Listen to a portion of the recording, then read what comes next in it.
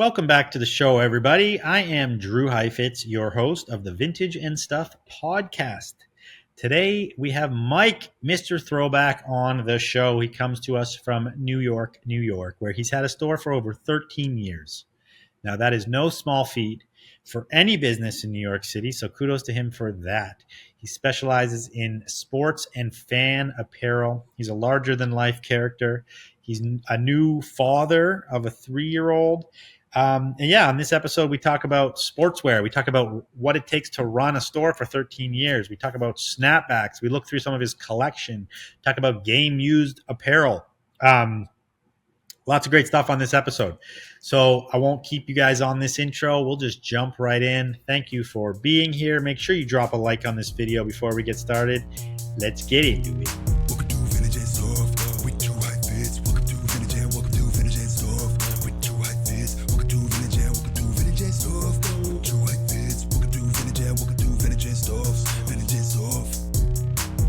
We got vintage clothing by the rack. Yeah, just check out my Insta. How you gon' argue with that? Everything you see, I manifest. I'm an architect. I think I'ma run it back.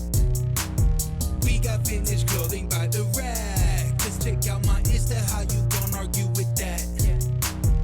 Everything you see, I manifest. I'm an architect. I think I'll have some of that. All right, Mike, welcome to the show, a.k.a. Mr. Thank Throwbacks. Mr. So, Throwback. Mr. Just Throwback. Okay. Singular. my bad. Just one. Just one so far. I gotta give you the accolades. You are 12 years deep into having a store in New York City, which is no small feat. No siree. No siree. You specialize in sports and fan apparel. You're known to be a larger-than-life human being, the loudest guy in the room. Me? I'm sure you've been told that at many occasions. But yeah, welcome to the show. I'm excited to get into a lot of different topics with you. Thank you, man. Appreciate you having me. So yeah, I want to kick it into like all kinds of different areas. I want to talk about sports, of course, because that's your lane. I want to talk about jerseys, snapbacks. We're going to talk about being a dad. You're a father to a 4-year-old now. That's fun. 3. He's only 3. Okay, 3. All the things that come along with having a vintage store in New York City as well. But before we dive into all those topics, I have a challenge. Okay, your homie was right because he said you are the gnarliest Mighty Ducks fan. So I'm a Mighty Ducks movie fan. Okay. I'm not a Mighty Duck hockey team fan. Yeah. Well, that's even better because this is the challenge, okay? Okay, good. I want you to try to throw in as many Mighty Duck movie references, aka quotes, whatever, into this episode. And I want the listeners to try to pick up on these. I like that. And then I want the listeners to have to comment on the YouTube of how many he threw in there, and we'll tally this up afterwards. I have not even talked to you about this, Mike. This is an impromptu challenge. I actually like that. I wish it was also for Sandlot heavyweights. Literally, you're what, 41? 43, yeah. Oh, you're 43. Okay, so I'm 41. So I feel like we're in that same. I mean, I'm literally a child. That's awesome. So all I watch. Yeah. So I mean, throw in as many movie references as you want. I'm probably not even going to book all of them. And the viewer's job is to keep track. And I'm going to actually give away a $100 gift card to whoever gets this right. How many movie references are in this episode? You got to comment on the YouTube, and I'm going to give you a $100 gift card to FisandFrankVintage.com. That is awesome. I think that is great. Okay, so I want to throw it back before you got into vintage. You were I don't even know how to say this. A statistician. Statistician for the New York Knicks. Yes. Okay. Yeah. What does that New York Yankees, but that's Seinfeld. Oh, I gave it away to everybody. Well, even before that, so I wanted to be an NBA referee when I was a kid. Okay. That was goal. That was goal. I would ref at my Jewish basketball league on Nice. Sundays. 5 games a day. I'd make like $30. I'd make $150. And then I started refereeing. I'm also sitting at a very low chair. This is my son's desk. Madaga- Nice. a Madagascar little chair Well, here. you We you don't. already told us that you're just a big child anyway, so I it's am a big fitting. child. I'm literally a kid. Like we just bought this house a year ago, and it's like only furnished into 3-year-old child household. So yeah, I wanted to be a ref. So then I would ref high school games, and then I dabbled in the college world, and I almost got there. But basically, to become a ref, it's also like becoming, an NBA player. Like there are scouts that go to your games, No way. and swear to God. So I'm in this union. It's called International Associated Approved Basketball Officials, IABO. That's what it was called. Um, and yeah, basically, I have very flat feet, so I can't run straight. I ran like a duck, and I have bad posture, so my arm like was not going straight enough. So they were like, can't make it to the NBA. You're going like D League. You're going back to elementary school. So I kind of gave that up. My dream was shattered, Oh and man. then I wanted to be like a gym teacher, a physical education teacher. But I didn't realize that it's all about sciences in college. And I pretty much failed everything. So explain that. You mean that the gym teacher has to teach science? No, not teach, but like it's all about anatomy. So it's about the body, kinesiology, I guess is Yeah. that like the physical and anatomy. And there's one more that I don't know because it didn't work out. So then I went to Towson University in Maryland and studied sport management because I wanted to like be in around basketball. That was my main sport. I ended up working for the Knicks. Um, this is funny. Was the people that throw T-shirts at other people. I didn't have the physical gun, but I literally would go into like the upper deck and throw T-shirts at people. Nice. This I will let you know how I got fired. This is how I got fired. So, Okay. so Chipotle sponsored the T-shirt throwing people. So in the T-shirt, it had a coupon for a free burrito I already in the know where this is T-shirts. going. I already know where this is going. So I don't know. Let's say I stole 50 coupons, and then I would just throw the T-shirts at people. Um, Wow. So I had a ton of free burritos. I got fired, and then let's see. Fast forward to about 2005, six. I'm on the train, and this guy. I bump into this guy, and he's like, "Oh, Mike Spitz from Belmore." I'm like, "Who are you?" He's like, "You referee my kid in the town that you're from," and I'm like, "Oh, nice." I'm like, "What do you do?" He's like, "Oh, I'm the statistician for the Knicks." And I'm like, whoa, that's an incredible job. He's like, would you be interested in doing that? I'm like, yup. And I went to his house. It was a little weird. And he like taught me like stats on a piece of paper. He was an accountant. And then I just like worked the game. I worked like 13 home games with the Knicks. I'm working with the opponent, and he's talking to me like he needs specific stats. So if let's say LeBron was um, playing, and then he had some type of accolade coming up, or if he was sitting on the bench, like how many, a lot. It was a lot, and I Yeah. messed up. I messed up numerous times, because you're 21. You're getting a pass. you're getting in the entrance that Spike Lee goes into, and then you're physically walking on the court. And I was just like, I'm like, oh my God, like this is like your holy grail. Obviously, as a referee, as a fan, you're on court, and now you're working for the Knicks. Yeah, so like you're actually at the games, and then they're asking you to come up with stats like on the fly at the game. I'm sitting on the court.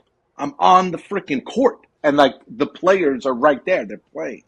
Yeah. And I was just watching. I was writing stuff down. I didn't know what the fuck I was writing down. Excuse my language if you want to edit that out. I don't like cursing. Even on my show, I don't like cursing because I feel like there's some kid going to be watching this, and at some point my child might watch this, so I don't want any curse words.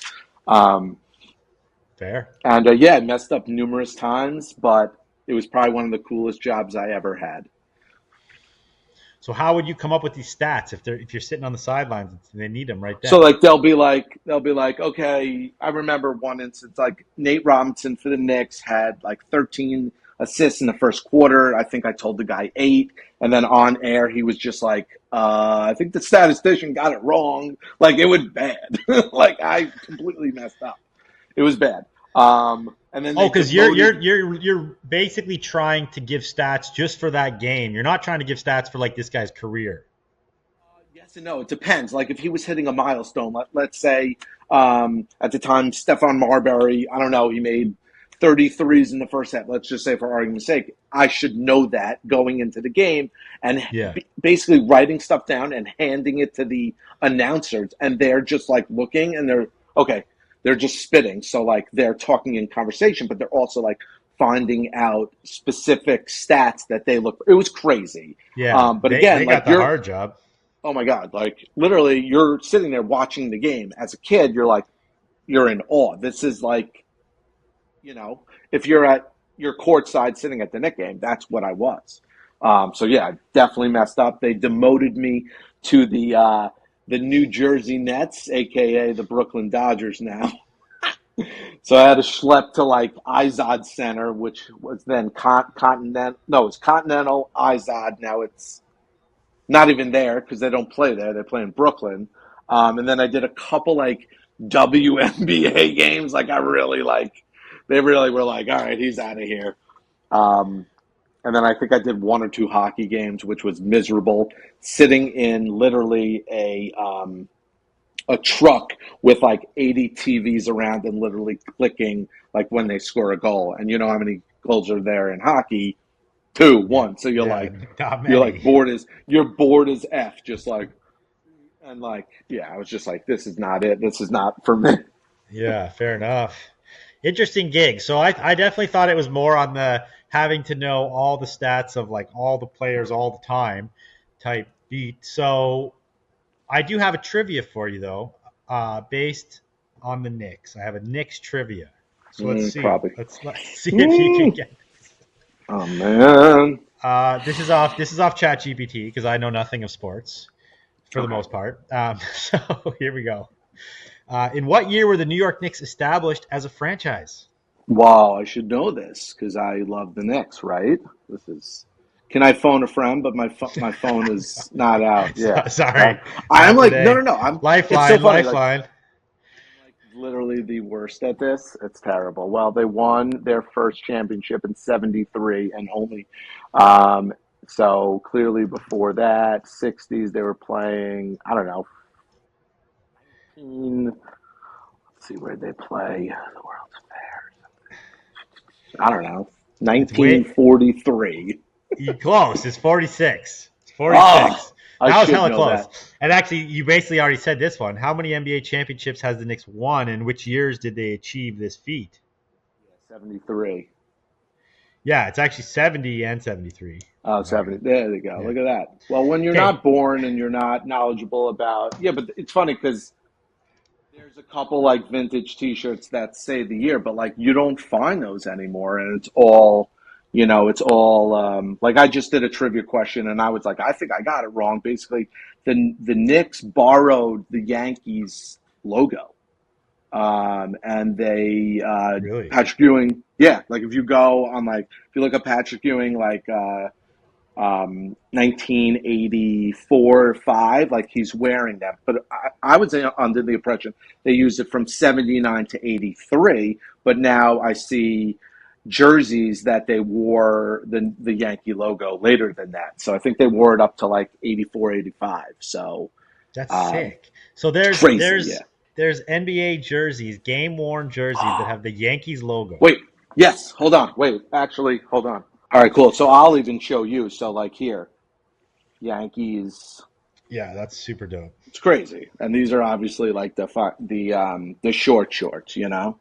Yeah. So there, this is, as my knowledge, in the Bernard King era. Then they did it again here, and then this one is crazy, and I probably should rip it off, but it's the Big Apple Nice. with the Yankee logo, like so dope. Where did you acquire these? So actually, a collector came in probably. So I opened in 2012. If no one knew that, when did you guys open? Because We opened our first F as in Frank in 07, and then we launched the website in like 08, 09. see, when I first opened, all I knew was RJ Rad Vintage, Yeah. F as in Frank, and still For All to Envy. Yeah, crazy. And RJ. that is it. And that is it. It's wild. Like I feel like, well, so now that I didn't know that you guys were so like you're in the world of like knowledgeable throwback people, you guys are number one started. Then to me it was Rad Vintage. Then it was probably For All to Envy because I knew of them, and then myself. And then I didn't know anybody else. And now it's ridiculous the amount of, I mean, they did, yes, we went to flea markets, but there wasn't flea markets of 400 vintage kids there. It's like, Never. it's Not even a wild. thing. It's wild. Not even a thing. Yeah, no, for sure. It's crazy. Like the only ones that would even be considered that would have been like the Rose Bowl or Brimfield at the time, but there was no other like specific like thrift fleas. Correct. It's bananas right now. Yeah, I've For All to Envy, he's still around. And RJ got out of the business, but I see him, I still follow him on Instagram, and I see him with his kids. I don't really know what he does. I think he dabbles a little bit still. No, he does it. He sells online now. Okay. Store's not there. I remember when he closed, and then he just sells at markets now, and he does all online. He loves it. Yeah. I mean, his store was crazy back in the day. He had like 300 starter jackets or something. Yep. That was his big like push. He'd always be like, "We have the most starter jackets of anybody in the planet." Yeah, he made me laugh. I mean, him doing all his spins, like I love him. Like, actually, it's funny because when I first started, and you probably know who they are, Alex James, Yeah. and like who's Vintage Pimps, Michael, some with an M. They were partners. Yeah, they were selling at the Brooklyn Flea. So I was at Brooklyn Flea. I met them, and ended up buying like bread ones from 1994 from Michael for $50. I remember that. And then I was like, at the time, I was selling jerseys, and I was like, how do I set up? Like, this is so dope. Like, it was my first time at a flea market, to be honest with you. I never went as a kid. My parents never took me, and I'm assuming your dad did, because like it's amazing your dad's. Yeah, but we were like, my dad was on a level where like it wasn't like a hobby for him to go to like the flea market on a Saturday. He was pretty business guy, but I was definitely around clothing, just not in that capacity. Got it. Yeah. So fast forward. That was 2011. Yeah, and I got to shout this out while we're on this topic. So for people that don't know, Alex James is the founder of Pleasures, which anybody in this world knows Pleasures as like probably one of the most current successful streetwear brands. And there is an episode with him if you guys want to go back into the archives I of didn't the know podcast. that. How far is yeah, that? I had him on like 3 years ago, and he talks about the Brooklyn Flea days, but also how he created Pleasures and everything else. So check that out. But yeah, continue on. That's funny. So yeah, I was like, guys, like, how do I do this? They're like, you know what? Come set up with us. I think that was a Saturday. They're like, come by tomorrow, set up with us. I was like, all right.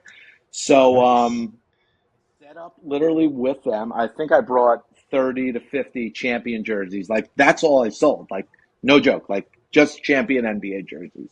Yeah. And I think I sold one jersey and I just remembered the negotiation and the cash and the handshake and like no joke, like earmuffs to all the girls in here, like I had my first like boner. Like no joke. Like I like it was unbelievable feeling. And then literally I went home and I was like, I want to do this for the rest of my life.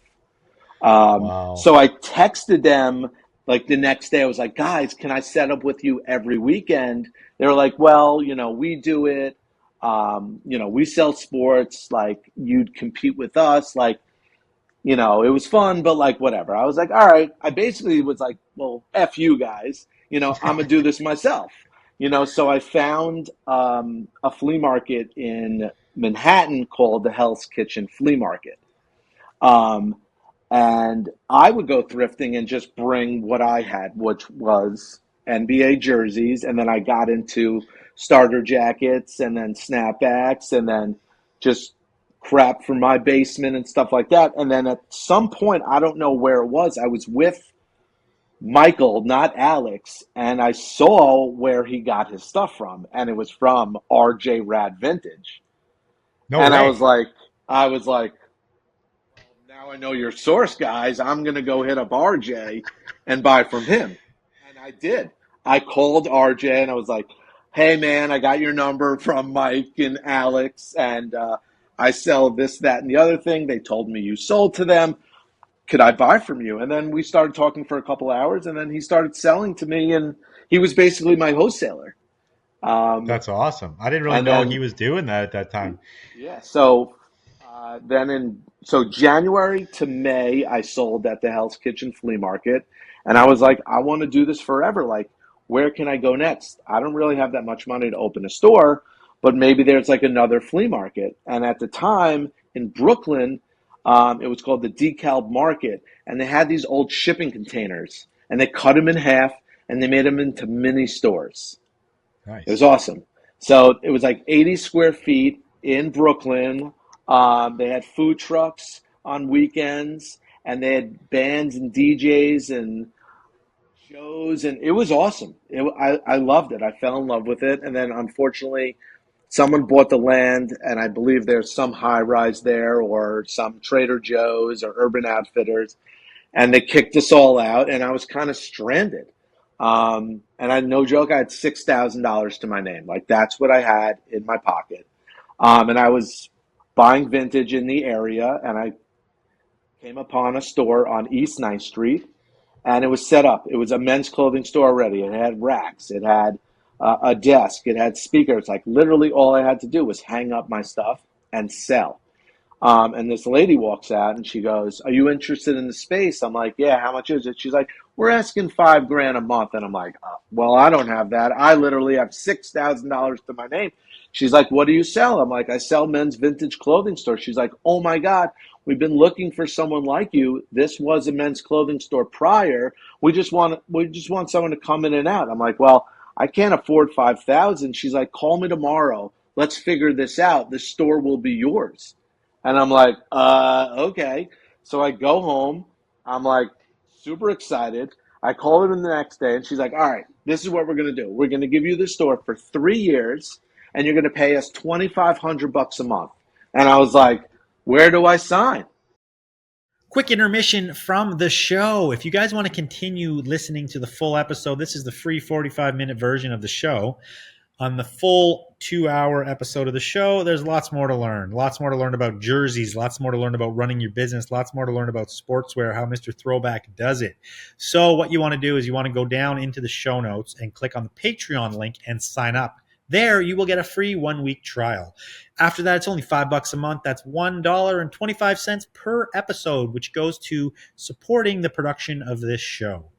And if you don't want to jump on the Patreon, you can sign up here on YouTube and also get the full 2-hour version there.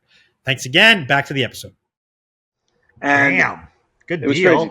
deal. But she wanted ready out of my $6,000. She wanted $5,700 up front. I was Yep. like, okay.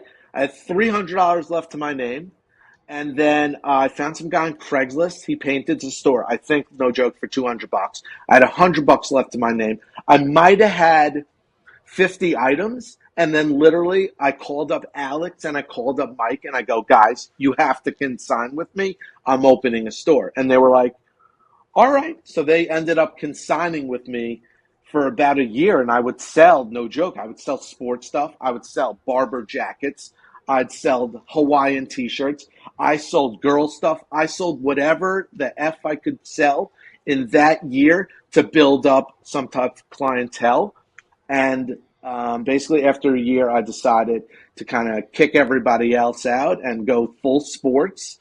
And then kind of haven't looked back. And now I'm across the street now. So I ended up staying there for 5 years. And then there's a store across the street that was basically double the size. And at the time, it was weird. Like, as I was kind of leaving, they were like, oh, we have a basement. Do you want it? And I'm like, yeah, sure. That would be great. They're like, give us another $2,000. And I'm like, no. I'm like, so at the point I was at, I think $3,200. And then they were like, another 2,000 would have been 52. But the store across the street was 4,900, double the space with a basement. I was like, you know what? I'm just going to sign across the street and kind of left. So now I'm across the street. I've been there 6 years. I shouldn't talk about it, but I'm excited to say that Mr. Throwback might be going back to the other side. I won't do any announcements, but maybe we could do another interview and announce something pretty big Sure. in the next month. So Yeah, man. That's cool. I love that shit. That's yeah, awesome. Yeah, I've been to your store. I don't know if it was the old one or the new one. probably the old one. We went like, yeah, geez, it was years ago now. I think you were off that day. Or I think this I was like remember when I it was came. the old store. It was probably 2013 or 14. Yeah, we were out there for a show, and we definitely stopped in. I remember that. That's a good deal, man. It seems like it all kind of happened for you, sort of like kismet, like the weird way of the Yeah, universe shit. it was kind of like happened to meet this lady at the right time, and she kind of loved. I literally spoke to her for like an hour.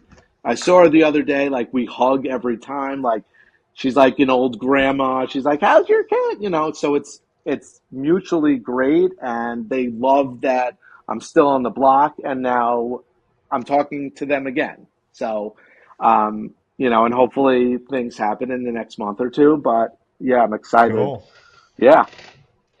So I had no idea about this connection to Alex James and um, Mike. His name is Vintage Pimp. Yeah, Mike, like Mantagus, that's the name. Yeah, I've met him only a few times. I'm a lot tighter with Alex James. Like, we know Alex from back in those days, but then obviously because he lived in LA, we would see him like almost every month when we go to Rose Bowl, and we would maybe go for dinners or hang out. And you know, um, I've known him pretty well through his whole like pleasures time, and great guy, very smart, very creative guy. Obviously, like when you look at the history of a lot of streetwear people, it starts in vintage or Yeah, fashion people in general. Like, I mean, because we'll drop some names. I mean, Supreme used to come. James Jebbia would walk into Mr. Throwback all the time and buy consistently, and he would, tell us to pull like cool starter T-shirts and just any crazy graphics, and we would see what they buy and then what they kind of rip off, which was yeah, awesome. And it totally. came from us. And we were like, oh my God. And we had his number and we'd email him. And it was just such a cool thing to be like, this guy is physically in our store and buying merchandise to kind of emulate the vintage stuff. And we all do this now. Like, I've ripped off, I think, every single logo and put it with Mr. Throwback. But, and I've only gotten 2 cease and desist letters so far. Who from? So the first one was the Metro Stars. They don't Okay. exist anymore, but I guess the Red Bull still own their licensing. So I in 20, I don't know, 15 or 16, I did a full kit. I made literally soccer jerseys that match. Like anything with an M or a T in it, I want to rip off. So Metro Stars like worked out. I put Mr. Throwback. I made a hat. I used the M and I wrote Throwback and the skyline on the back. And then some soccer brand like reposted it. And then next week, hi, this is blah blah blah from the Metro Stars Law. If you don't take off Yeah, your stuff off your classic. website, where this is a season and desist, please do it. So I just kind of, once you get a season and desist, you just kind of stop it. You don't even respond, and you just take it off your website, and then they don't bother you. But if you continue selling product, then they will go physically after you. And then the second person was John Starks. I believe in 1998, he was in Miami and he flicked off the crowd. Do you know this picture? No, can't recall. So John Starks is literally flicking the bird to the crowd, and I put that on a shirt and season desist all those shirts. And then I did a Big Pun shirt. He's wearing the Ewing jersey and he's dunking, and Big Pun's wife DM'd me and goes, "You better be cutting me a check, or you got to shut this down now." And I'm like, "All right, I'm shutting it down." So that was the third one. That was Wow. funny. Yeah, a little scary, Yeah, but it's obviously happened to us many times, and yeah, there's like you said, there's levels to this where you don't really want to reply, because when you just the act of replying, the lawyers will tell you, is like an admission of guilt, correct. right? So you just don't reply, and you either like take it down, or sometimes you don't even have to. It depends how like serious it is. Sometimes you can finish off with it or whatever, but yeah, Speaking like speak, speaking of collabs, Drew, I don't know if you know, but me and Jesse were talking Mr. Throwback F is in Frank collab. Did you know this? recently, or when was No, no, this? no. When we first started, like in 2012, 13. Yeah, well, I remember that. I remember you reached out to us. I thought that was rad. And at that point, we were like, we had talked about it, but we were like so green on like what that even meant or how to do it or like, I yeah, gotta look and see if I can find old emails and see what we were planning on doing. And who knows? Maybe we can yeah. Well, let's do something, man. Fuck listen. yeah. It's like a decade. Listen, you've been in the business since '07. It's 24. That's 17 years. I mean, that's I'm going to applaud you guys. And literally, it's a testament that obviously we're doing great business and we're doing great. For me, you always talk about it, customer service. It's literally it. It's literally it. You can literally go to any single store in New York City and buy vintage, but you come to our store because there's an experience. You see Mr. Throwback or you see Jesse and Drew, like that's what you go to see. So I do Yeah, believe that's I have heard that about you, that that's something you really pride yourself on, being in the stores, being with the customers. You know, also on this topic, like, yeah, to you as well, you've done really well to be able to be in New York, to be able to have a consistent business. I know it's not always amazing. There's hard times that no. come along with running retail businesses. Um, so first of all, yeah, has there like can you tell us about like running retail? Like what are some secrets to it, and also like maybe touch on some of the hard things and some of the hard lessons and hard times. But then I also want to jump into like sales and like Sure. that whole customer service bit. Absolutely. So it's hard to, and I've talked to a lot of people about this. It's hard to like kind of compare, and I don't know. So in New York, for me, okay, when I first got the store, I only literally put down two, like basically a first and a last. In this new store, I put down 7 months down, seven Damn, months down that's at crazy. $4,900 a month. You do the math. That was just to walk in the space. Walk I've never in had to do the that, man. space. 7 months times, let's say it's 5 grand. That's 35 grand just to walk in. Yeah. And that's money they just sit in their bank and they just hold it like. Correct. It's basically a security that you will stay. You're signing this 10-year lease. So I don't know if that's the same thing where everybody else is. Because people always ask me like, "Oh, should I open a store?" And I'm like, "Well, where are you?" They're like, "Oh, I'm in Montana." I'm like, "I don't know the difference. I really can't compare. I feel like New York City is the most expensive city in the world." And just saying that to you, you were like, "Maybe we only put down first and last." No, dude. Yeah. First, last, security, like maybe a couple months, but like never 7 months. That's insane. I would Insane. walk from that super, but that just shows you that there's enough people that want those spaces that Correct. landlords can do that there, and people will pay it, right? Correct. So like right now, so at the time it was 49. Now I'm at 6 grand, and I'm open book. If anybody who sees this wants to reach out and ask me more questions about stores and whatnot, I'm completely in. I feel like and I'm sure you are because now you're opening multiple locations. But see, when I first knew, I thought you guys were only in Vancouver, but now you're not in Vancouver. No, we have two locations in Vancouver. Gastown is just like a Montreal. suburb. Yeah. Was your Montreal, Toronto? No, we had Vancouver was no, we actually had Whistler as first. Then we were in Vancouver. Then we had Toronto, and so for most of the time we had Vancouver and Toronto. Toronto's gone since like middle of COVID, and we don't really have plans currently to open in Toronto, but we'll see. But all of our stores are West Coast right now. Okay, got it. Yeah. Um, So yeah, I mean, I think it's great. I think it's great to be open book. But yeah, tell us about like. So obviously that's a hardship, just getting into the space, finding a so space. But yeah. I can guarantee you, in Montana, it's not going to be like that. Correct, But correct. So look, okay, just to walk in the space with 35 grand. Now you need to renovate the space. yeah, Okay. So I didn't know anybody. The first store was already set up, so I just literally hung stuff up. So I didn't have any contractors. I paid like a real company $20,000 to put up all the racks, do a custom clock, do a custom locker room. Custom shelves. Like I did everything to the T because I didn't know this is what I thought that was. So now I'm in the store, 55 grand. Okay.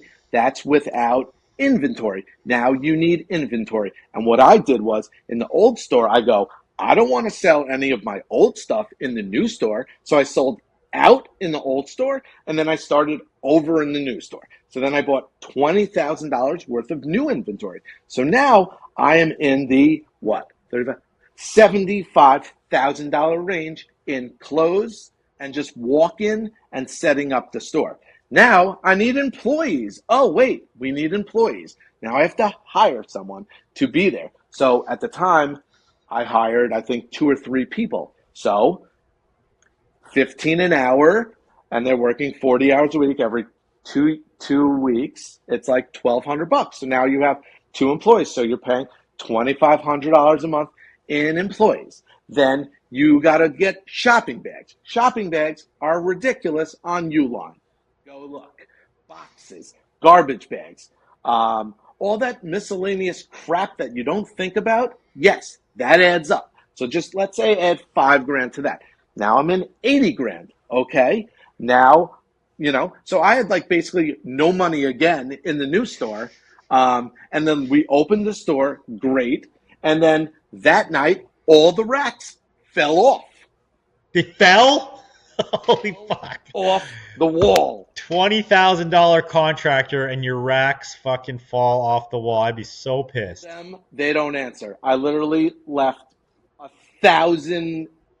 Terrible, terrible, terrible. So I go on Instagram. Thank God for Instagram. At the time, it was amazing for us. So I wrote, I need someone to come right now to my store to fix this. And this guy walks in. His name is Tony. So this is when did we move? 6 years ago. So it was like 2016, 17. So now Tony, fast forward, runs my store now. So Nice.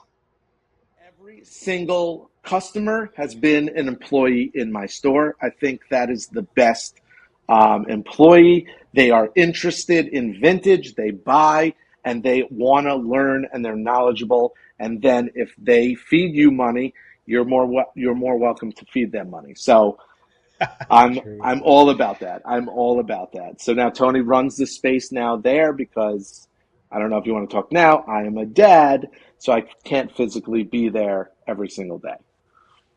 Yeah. So how does that work? Like, how do you guys balance that out? Like you and your So, partner? yes. So, Tony works. So, right now the store is only open Wednesday to Sunday because Tony works Wednesday to Sunday.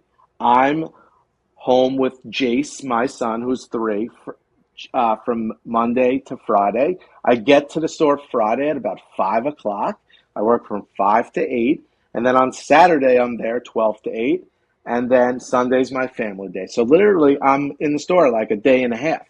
Um, but like today, my son was off, and I went into the store just to like basically be there, just because I miss.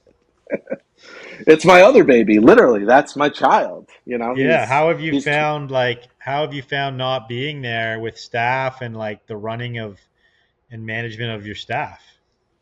Um, hopefully you trust people. In the beginning, I thought it was good and everything and gravy, and then COVID hit, which was scary, and I still had to pay rent. Basically, what they did was, and maybe these landlords are a-holes, and they decided to basically just split my rent in half, and then they pulled the other half from my security deposit. So now I'm still like basically paying back the security deposit. Wow. So Yeah, they took it out of security, but then you still have to reimburse that security. correct, correct, So they just loaned you money essentially that you got to pay back. correct. Yeah. Oh my god, I got actually lucky during COVID. My landlord, like, we halted rent for a couple months, and then oh fuck, I forget what happened, but like we came to some agreement where like he was actually pretty lenient on it, and I saved a few months, but I think um yeah, man, New York, geez, that's like crazy. It is crazy. It's ridiculous. And if you But I want, guess like, on the other side of that, talk about like the benefits of New York because you like in such a populated city, highly dense city. You've obviously built up a customer base, like so the store must do good numbers now, right? so the store is, I'll be honest, it's like tourist, and I hate it actually. In the beginning, I loved it because I was in call this group of people out because they don't spend no money. The people from the French people, I am in a book. I am in a book Uh, from 2012. They have not wrote anything new. They just keep like updating it that I'm still there. And they just send loads of trucks of French people to my store to look around and buy nothing. seriously, And we call them NGBs. Not gonna buy. NGB's not gonna buy. And Never they heard that walk before. in. They walk in. Where are you? Oh, hi. How are you? Where are you from? France. I say welcome, and then I stop talking to them because literally it's a museum. I should charge $5 at the store because, and I'd probably be a millionaire, but I'm not. So And who are the buyers? who are the buyers? Let's see. Guys that are going to the Knicks game tonight who need to be decked out. Um, Stylists are coming in still for the Billie Eilishes, the Jonas Brothers, the Gigi Hadid. That's still fun and great and dandy, but they want all shit for free. Pete Davidson can't buy $100 jacket from me. I mean, come on, dude. I'm a small business. Like, let's go. You've been to my store. You physically called me and said, "Hey, me and Ari want to come by," and which they did, and that was amazing. And they bought stuff, and Ariana Grande singing and dancing in my store. That was pretty epic. Probably one of the cooler things that has walked in the store. But Yeah, yeah, I that's mean, awesome.